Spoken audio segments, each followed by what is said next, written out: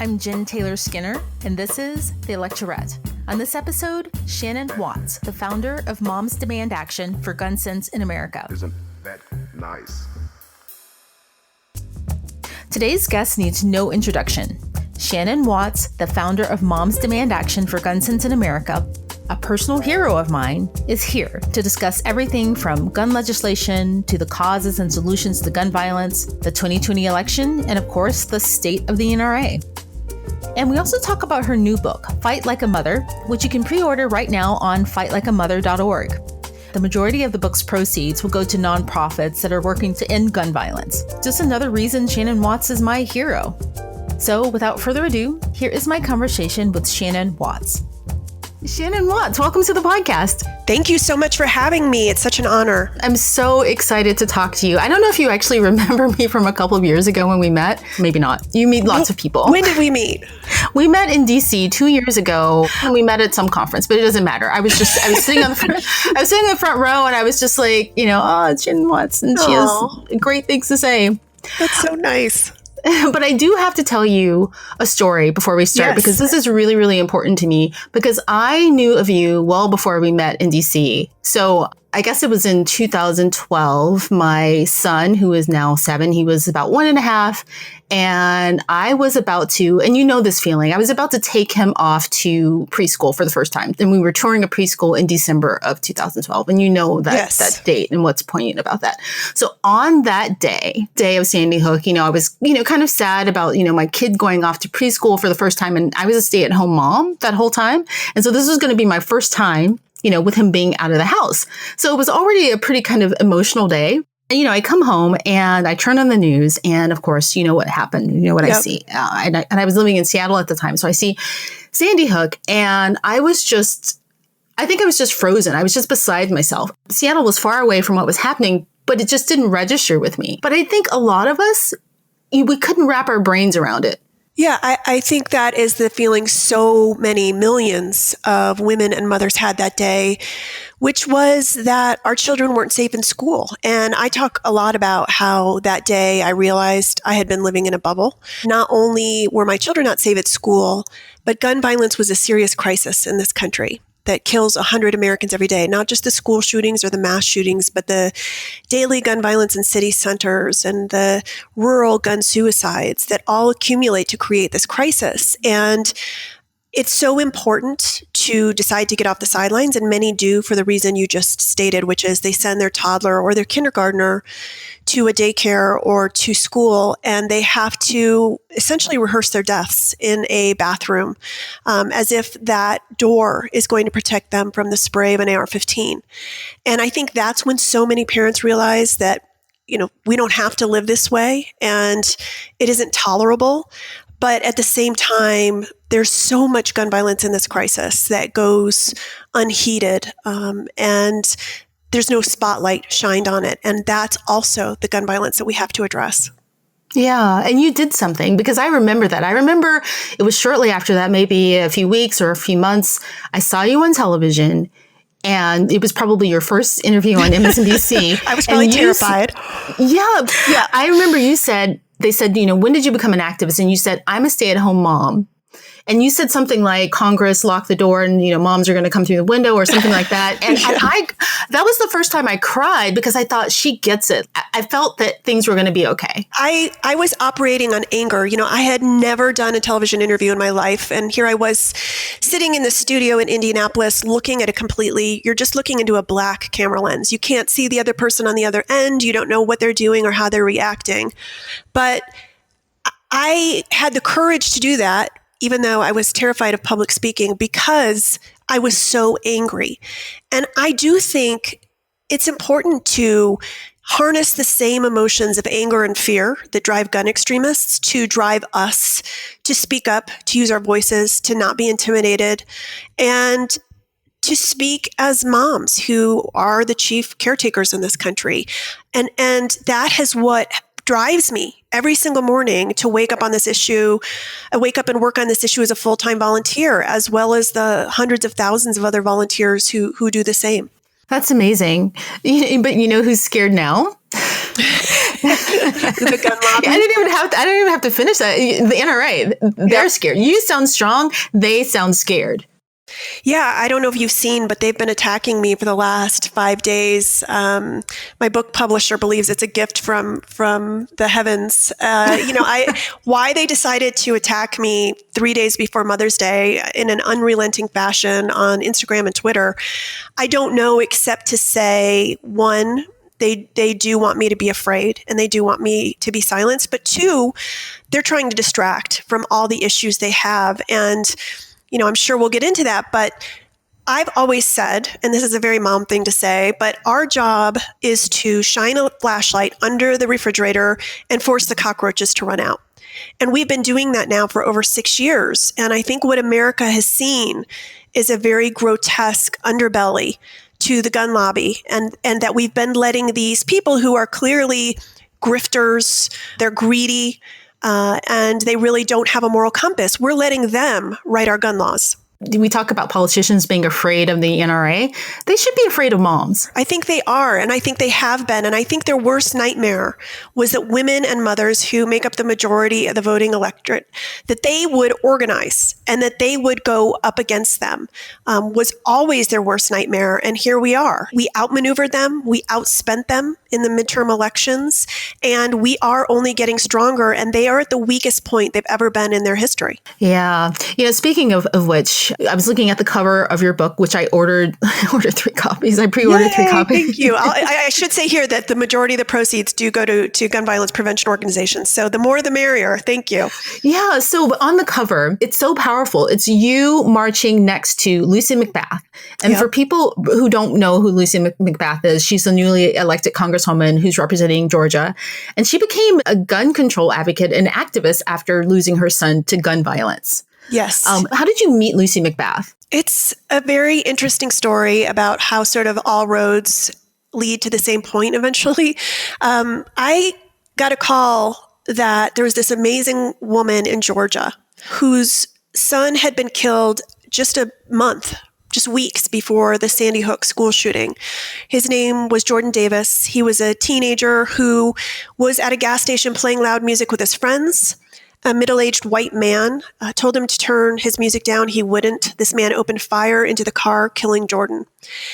And Lucy immediately became an activist. This happened when Jordan was at his father's house in Florida. She lived in Georgia. And her father had been an activist with the NAACP. So this was something that came very naturally to her, despite her incredible, profound grief. And someone said, you have to meet her. You have to talk to her because you have the exact same goals. And importantly, she's a woman of color who can speak on how gun violence impacts marginalized communities and Black boys and men in this country. And so we had a phone call. I can still picture myself, sitting in my house talking to her for the first time. And to know Lucy is to love Lucy, but it's also to just know that she's this incredibly special human who really had such amazing charisma and kindness and compassion, despite all she had been through. And this was just months after. And I asked her, would you please be a national spokeswoman for our organization? Not knowing what that really even meant. We were only a few months old. We couldn't afford to pay anyone at that point. But she was getting ready to go through her first trial in Jordan's case. And so she said yes, thankfully. And that is how we built both our Georgia and Florida chapters, frankly, was support around Lucy and helping and supporting her during the trial. And something Lucy will tell you is that every time we've had a conversation over the last 5 years, 6 years, I would say to her at the end, when are you running for office? And, I was thinking like state house, city council. I certainly wasn't thinking Congress. And I can remember a conversation we had after Parkland where I said, as we hung up, when are you running for office? And she said, I have been running for state house, but I'm going to run for Congress. This is the time. This is the moment. And she did. And she won. Yeah, she did. I'm gonna tear up again. I just, when I think about you too, just so moving. And, I've never met Lucy, but, you can just see her power and her strength, right? And her conviction. Oh, Lucy is just such an amazing speaker. I mean, you feel so moved when you hear her speak because she channels that anger and that passion. But she's also incredibly kind and compassionate. And this is her life's work. Within 5 days of the congressional session this year, she was a co-sponsor of the most sweeping piece of legislation to pass any chamber of Congress in 20 years, H.R. 8, which would close the background check loophole. And just to be sitting there in the gallery and watching this happen and watching her go up there and talk about this bill and her son, it's like something from a movie. It's watching history being made. Speaking of history and politics and, the 2020 campaign, of course, which I'm sure you're watching really closely, I feel like this is the first time in my adult life where I've seen candidates speak so confidently and openly about their views on gun control and gun reform, right? Mm-hmm. And Eric Swalwell, he's the representative from California. Why did you laugh? I went shooting with Eric recently. Did you really? Yes. He took me to a gun range with veterans. He is a good guy. Yeah. He does seem funny. He does seem like a funny guy. Anyway. So, but his whole platform, he said he's running as the gun control candidate. Yep. So what's so appealing about his platform to you? Well, it's really taking a step back and looking at all of the candidates, right? So every single, what are there, 22 now? Something like that. All of them support stronger gun laws. And there's not a lot of gray there. So they're competing with one another to be the most substantial on this issue. And even today, Kamala Harris came out with a new plan around AR-15s. Last week, it was Cory Booker. The week before that, it was Eric Swalwell. And so this is a sea change in American politics. If you remember in 2016 and before that, politicians felt like in order to be even able to speak about this issue, they had to show how they loved duck hunting or they went skeet shooting or whatever it was in order to ease into the issue. And they were always on defense, worrying, is this something that's going to impact me negatively? And what Hillary Clinton clearly found in 2016 from polling was that, no, this is not polarizing. It takes people out and gets them to the polls. And she created Mothers of the Movement. She said the NRA was her biggest enemy. She said she would immediately overturn many of the bad protections for the gun lobby if she were elected. And it really distinguished her from Bernie Sanders. It's why we endorsed her in the primary. This year, it is tough to distinguish who is the best. And I'm sure, that will become clear as we get closer to 2020. But even the only candidate so far to primary the president, Bill Weld, supports gun safety. And so really right now, Donald Trump is the odd man out. You're absolutely right. Even Kamala Harris, she said she'd take executive action, right? Yep. So they're not hiding from this anymore. And that makes me feel really good. So it should. And this is in part because of all the momentum we've built on the ground, right? We started this work trying to pass Manchin-Toomey right after the Sandy Hook school shooting. This bill was bipartisan between a Republican senator and a Democrat senator. It should have passed. It was stymied by a handful of senators, including some Democrats who, there's not a single Democrat still in Senate, by the way, that voted against that bill. And we had lost that narrowly. But the silver lining in that loss was that we pivoted and started doing this work immediately in our state houses and in local boardrooms. Even though Congress wouldn't act after Sandy Hook, governors did.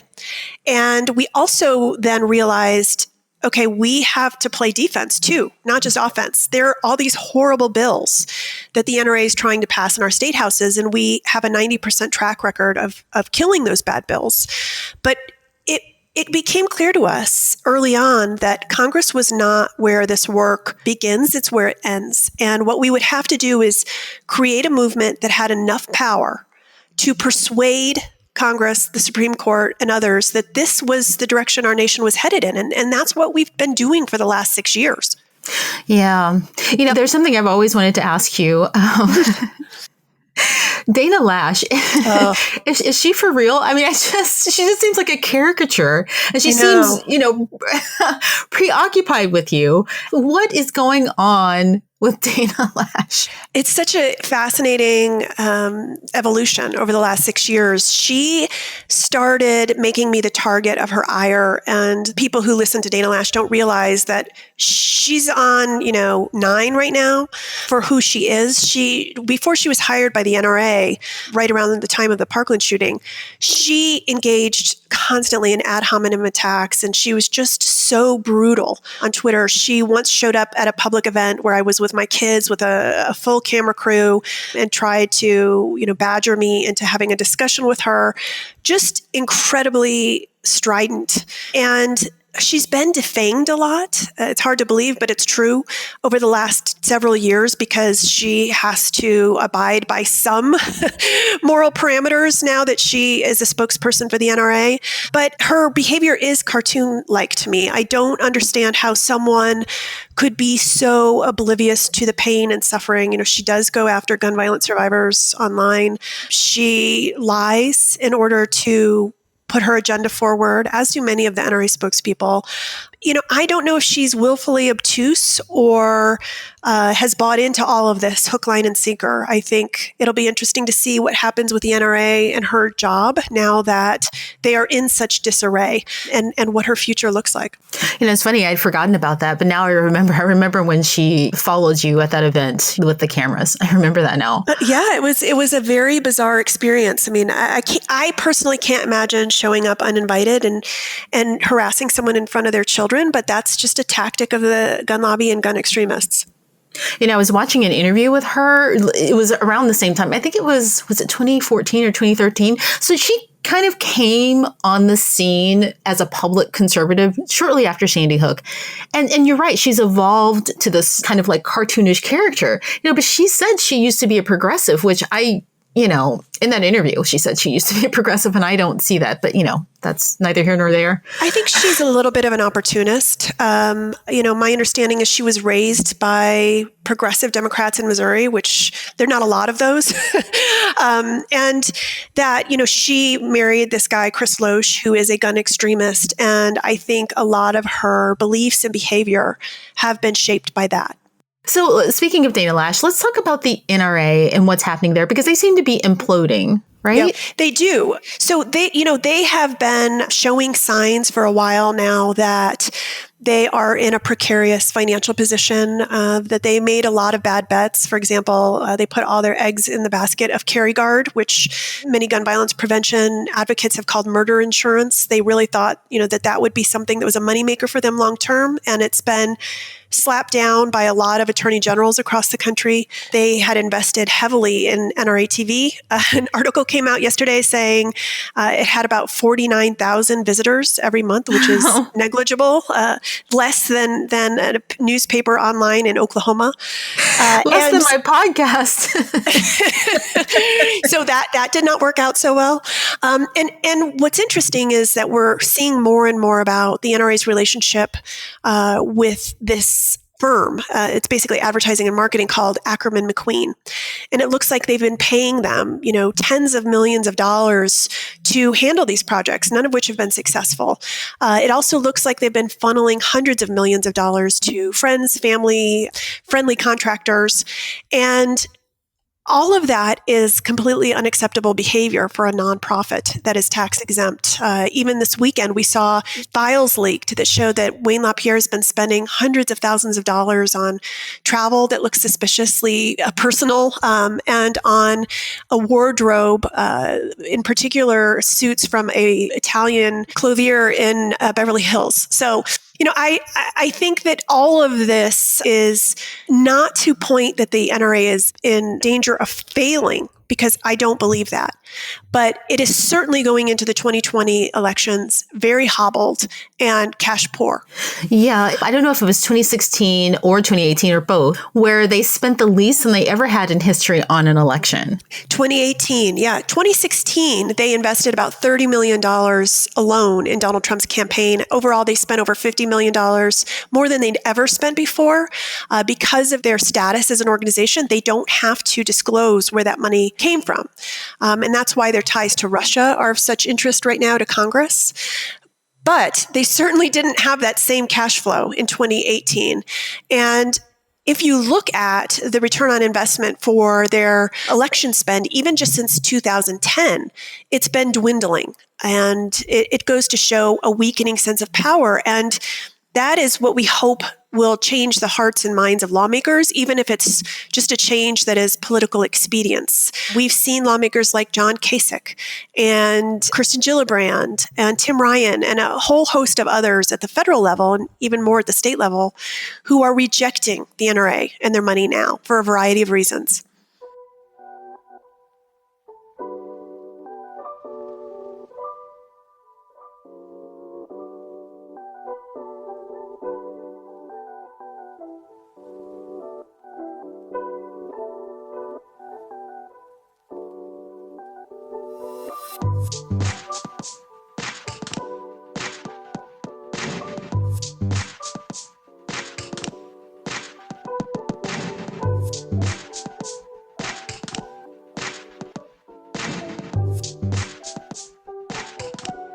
So I want to talk about the kids, right? Because that's where we started, and I think a lot about that. And the trauma that they're enduring right now is multi-layered. They hear the news about the school shooting. So that's one layer of trauma and anxiety. And then they have these active shooter drills at their schools. When I was reading about that the other day, kids are fainting, they're having anxiety attacks. And I just, and then the other layer is all of this extra policing and school guards and talking about arming teachers. I mean, this is just insane. What do we do here? What's the right thing to do for these kids? It is tragic. We are harming an entire generation of Americans. We're making them afraid to go to school. I live in Colorado. Just a few weeks ago, I woke up to a text saying that my son did not have school because an 18-year-old had flown to Denver, gotten a long gun and ammunition, and was essentially terrorizing the state. 500,000 kids didn't have school that day. And then a few weeks after that, there was this horrible shooting in Highlands Ranch, just a few miles away. And parents are grappling with how to explain this to their children. And children are grappling with, am I even safe in school? And what makes me so angry is the vast majority of lawmakers and school officials are men. And they are making the laws and the policies that impact the lives of women and mothers and teachers, the vast majority of whom, teachers are in this country are women. And if you see some of the stories about the lockdown drills that are taking place, they are so insanely over the top. Indiana just is trying to pass a bill now that would allow teachers to be essentially shot with rubber bullets to make them feel the urgency of a mass shooting. And it just is so outrageous and so wrong. And, I just think that we are raising an entire generation of kids who are really going to resent that we put them in harm's way in so many different ways. Yeah, I think I read a story where one school district actually did that. They used pellet and people were injured, like the teachers were actually injured, which is insane. And then some schools, they aren't even telling the kids that it's a drill. It's outrageous. And we already have such high levels of anxiety among children in this next generation. And we may find out later that this was a root cause, that they did not feel safe in any public space. And I can't imagine that. I can remember how scary Cold War drills were. And that seemed like a very distant, unrealistic threat to hide under my desk as if, that was going to protect me from nuclear fallout. Children feel the very real threat of school and gun violence. Yeah. And, this is a hard thing for me to talk about because I like to deal in data and probability. And I was just reading the other day that, I think the probability of this happening at a school is something in like 600 million, 1 in 600 million or something like that. Right. I mean, just specifically at schools, not, mass shootings generally. But, as a mom, that's hard for me to digest because I don't want to deal in probability. I just want there to be a zero chance. Well, and the other data point to look at is how much more likely it is to happen in America than in any of our peer nations. Americans are 25 times more likely to be killed by gun homicide. American women are 16 times more likely to be killed with guns than are women in peer nations. And so gun violence does feel like a very real threat because about 1 in 3 Americans knows someone who has been impacted by gun violence. And that's really the comparison to make. No other nation, and we saw this in New Zealand, right? No other nation would tolerate the kind of gun violence that we endure on a daily basis. No, you're absolutely right. But I meant just in the cases of schools, because I guess my point is that is it worth putting kids through this trauma? Obviously it isn't. What's the best way to help deal with this at a school level versus going through these traumatic drills? Yeah. Well, look, I understand, we have fire drills, we have earthquake drills. I was actually just at Levi's speaking to their employees. Levi's has become very involved in this issue, and the CEO there has a 10-year-old in a San Francisco school and said that their kid does more lockdown drills than they do earthquake drills in San Francisco. So I think that it's fine to be prepared, but the real focus should be getting guns out of the hands of dangerous people, requiring safe storage. So many of these school shootings are committed by teens who have easy access to guns in their homes, for example, in Highlands Ranch. And there are ways to prevent these shootings. Every single nation is home to kids who are unstable or people who are unstable, who play video games, who watch R-rated movies, who play, M-rated video games. Only America gives them easy access to arsenals and ammunition. Right. No, you're absolutely right. Right. But the Republicans and conservatives, they would rather focus on the actual games, video games versus real gun control or real laws that would actually reduce the shootings. Well, if first-person video games resulted in gun violence, then Japan would have a very serious gun violence problem. And in fact, they have some of the least gun violence of any developed nation in the country. And that's because they don't have easy access to guns. Yeah. So speaking of that, speaking of New Zealand and speaking of Japan, what country has a good model that you could see us adapting in America?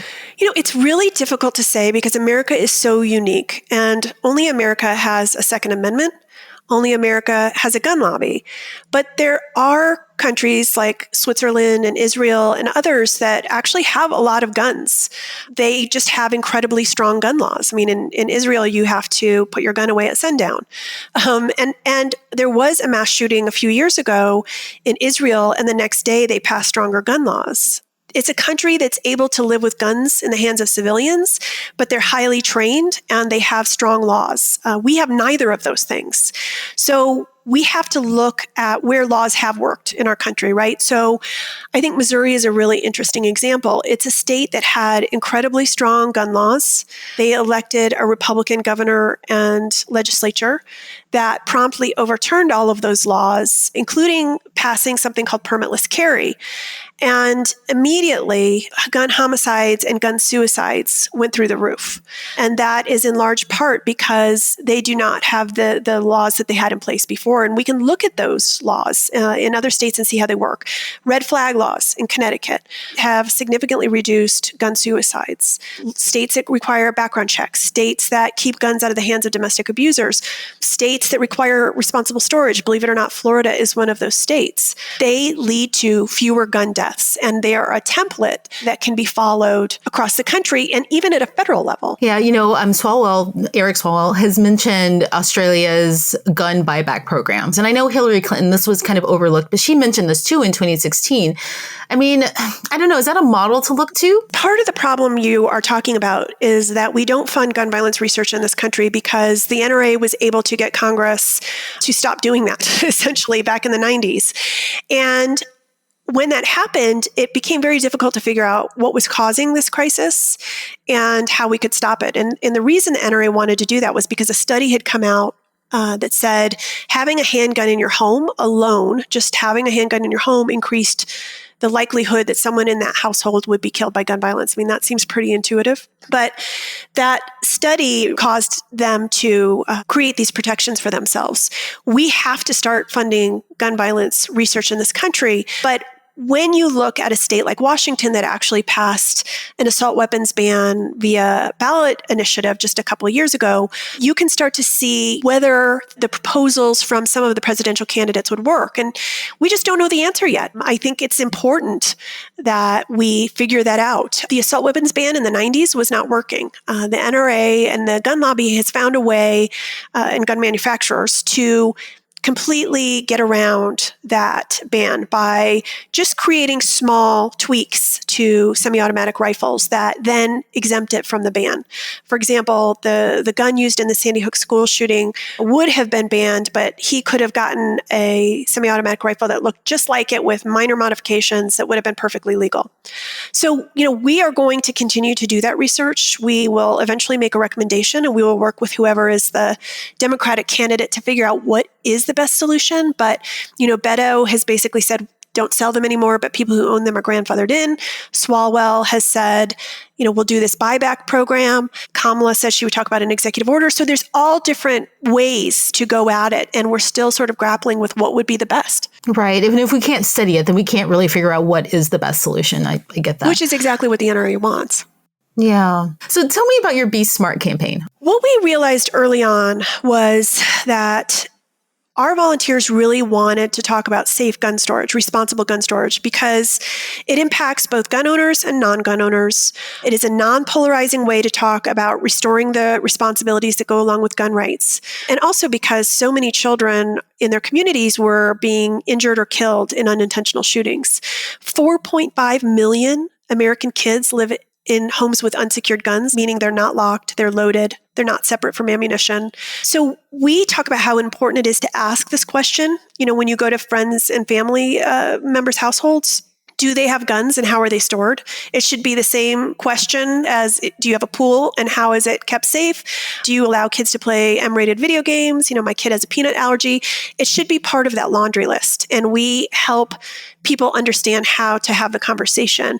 But we also educate them about what is responsible gun storage. And we have partnered with a PTA, and we've given these presentations now, thousands across the country. And it's just a really life-saving, but also compelling way to get involved in this movement. Yeah, I actually started doing this years ago. When people would come to my house, I'd be proactive about it. And I would say, this is our house. These are the bathrooms are here. We don't have, any pets in case you're allergic. And we also don't have any guns. Just FYI. I want to do it that way to make them feel comfortable doing the same thing when other people come to their houses. Yeah, it can be uncomfortable because, sometimes people can feel like you're making a judgment. And that's not what this is about. I wouldn't say that a kid couldn't go play at a gun owner's home unless that gun owner said, I keep a loaded handgun in my nightstand, and then that would be a deal breaker. But I've met so many volunteers, and I even have had this happen to myself, where they've had the conversation and they've been surprised at what the answer was. And they had to say, this is how you responsibly store your guns. And until they're stored this way, my kid can't play at your house or can't come over. And that can be a really tough discussion with in-laws or people that you're related to. Yeah. So tell me, when does the book come out? It comes out in about a little over a week, right? And it's called Fight Like a Mother. It comes out May 28th. It's called Fight Like a Mother. You can pre-order it now. Majority of the proceeds will go to gun violence prevention organizations, including Moms Demand Action. And it really has been a labor of love. It's part memoir in that I talk about my own journey and the impact being a full-time volunteer in this movement has had on my family and on my life, and what it's like to sort of be the tip of the spear. It's part manual. I've had so many women call me and say, I want to start something like this in my community or my neighborhood or my state, but I'm really passionate about a different issue. How did you do it? And so I wanted to create that, put it on paper. And then, it's part manifesto. It's really about how women can learn these skills. And then really, in many ways these days, they have a moral imperative to parlay that into running for office. And I don't care if it's school board or city council or sheriff or, like Lucy McBath, Congress. But I do think the way this issue and so many other social issues that are problematic right now, the way those get solved is by having more women with a seat at the table. You go into a state house, and I highly recommend anyone listening, go to your state house, attend at least one hearing. We go to gun bill hearings all the time. And what you will see is a mostly male environment. And I honestly wouldn't trust many of them to get me a cup of coffee, let alone make the laws that are protecting my family. And so it's really important that women are making these laws and not just using their voices and their votes, but they're moving from shaping policy to making it. And my book talks about that too. Wow. I'm going to have to pick up more because I want to give them out copies, to everyone. That's right. If you buy 10, and you could do it on fightlikeamother.org. If you buy 10, save your receipt, and there's a box you can check, and I will do a virtual event with you. Like if you have a book club or you just have a get together, they're really fun. Oh, excellent. I didn't know that. Yeah. Okay. You've just sold 10. Okay. But I just want to say, I want to close out by just saying thank you, not just for this interview, but thank you for everything that you've done. And, because I know that you get threats, and I know that this is, you put yourself at the front of this fight, and this is a scary, big, big fight. And you did it. Oh my gosh. Well, thank you. I have to say, I would never have been able to do it without this huge, badass army of women who hold me up every single day and make me feel like I can do anything. It really has become a sisterhood. And if you came to our annual Gun Sense University, you'd see a whole lot of moms with Moms to Men Action tattoos. And so it's all because of them and their hard work. But thank you. Excellent. Okay. I would get a tattoo now. Yeah. I haven't gotten one yet either. Thank you so much for listening. You can find information about the book Fight Like a Mother in today's show notes. If you like this episode, please let me know by leaving a review on iTunes. If you want to further help the Electorette, please do one more thing. Please hit the subscribe button. Subscribing to a podcast is free. And please ask anyone you know to subscribe. Lastly, please follow the Electorette on social media. That's at Electorette on Facebook, Twitter, and Instagram. And until next time, keep up the good fight.